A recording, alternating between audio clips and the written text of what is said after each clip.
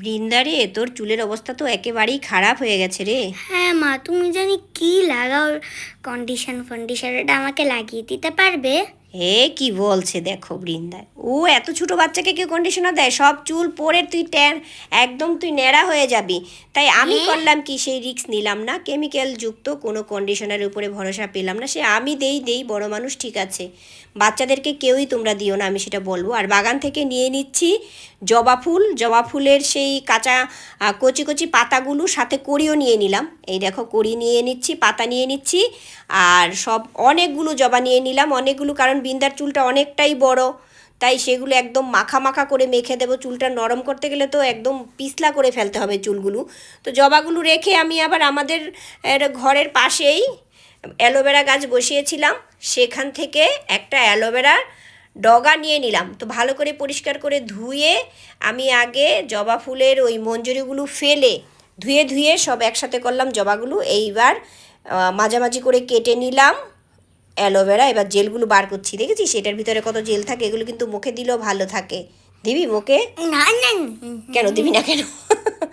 সব কিছু একসাথে মিল করে এখন মিক্সড করছি। আর দেখো কালারটা কি, আর পুরো যখন পেস্ট হয়ে যাবে তখন আবার কালো হয়ে যাবে। জবা ফুল কিন্তু অনেক সময় অনেকে আগের দিনে মনে হয় যখন কলব ছিল না তখন এরকম জবা ফুল দিয়েই কলবের কাজ করতো, এত কালো হয় চুল। তো দেখো এই যে এরকম আমি এবার বৃন্দাকে একটা পুরনো ওড়না গলায় পেঁচিয়ে এবার ওকে পুরো মাথায় দিয়ে দিচ্ছি। কী রে, তোর খারাপ লাগছে? না না না না না কেন খারাপ লাগছে না কেন? তুই তো শ্যাম্পু দিতেই কেমন করিস, শ্যাম্পু দিতে চাস না কেন বল? কানের মধ্যে জল গিয়ে থেকে থাকে, বাড়ি বানিয়ে নেবে নতুন। জল বাড়ি বানিয়ে নেয় কানের ভিতরে গিয়ে? হ্যাঁ। বাহ, জলের বাড়ি আছে তোর কানের ভিতরে? আমি তো জানতাম না এত সুন্দর আবার জল যে কানের ভিতরে বাড়ি বানায়।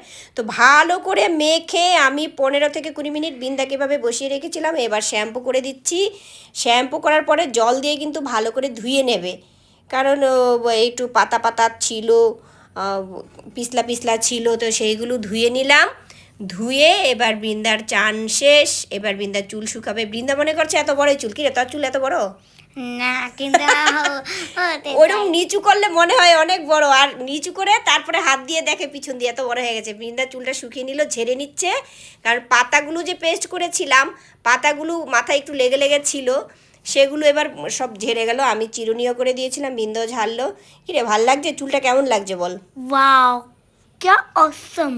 অসম, একদম নরম হয়ে গেছিলো। সেই ভালো ব্র্যান্ডের কন্ডিশনার দিলে যেই রকম তার চাইতে বেশি নরম হয়ে গেছিলো। মাথা মনে হলো যেন মাথা ভর্তি চুল। বৃন্দার চুলটা সুন্দর হয়ে গেছে, সেই খুশিতে বৃন্দার অবস্থাটা দেখো। বল কি কি দিলাম, আরেকবার বল তো কি কি দিয়েছি? রক্ত জবা, অ্যালোভেরা, আর আর কি নিলাম? রক্ত জবার কচি পাতা, আর কড়ি যেগুলো ছিল সেগুলো নিয়েছি। সেগুলো একসাথে কি করলাম? মিক্সে সেগুলো মিক্সি করে তারপরে মাথায় লাগিয়ে কত মিনিট বসেছিলি? 15 থেকে 20 মিনিট।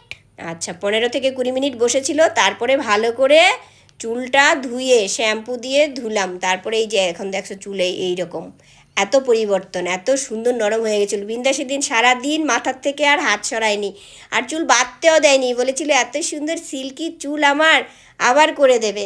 তো আমি ভেবেছি যে বৃন্দাকে মাঝে মাঝে এই রেমেডিটা করে দিয়ে দেবো। আর এটা তো একদম ন্যাচারাল, তোমরা দেখলেই। সে বড়রাও করতে পারো, বড়রা তো কন্ডিশনার করলেও হয়, কিন্তু বাচ্চাদের কিন্তু কোনো অবস্থাতেই কন্ডিশনার দিও না। কন্ডিশনারে অনেক রকমের কেমিক্যাল থাকে, বাচ্চাদের সেটা সহ্য নাও হতে পারে, চুল আরও ঝরে যেতে পারে।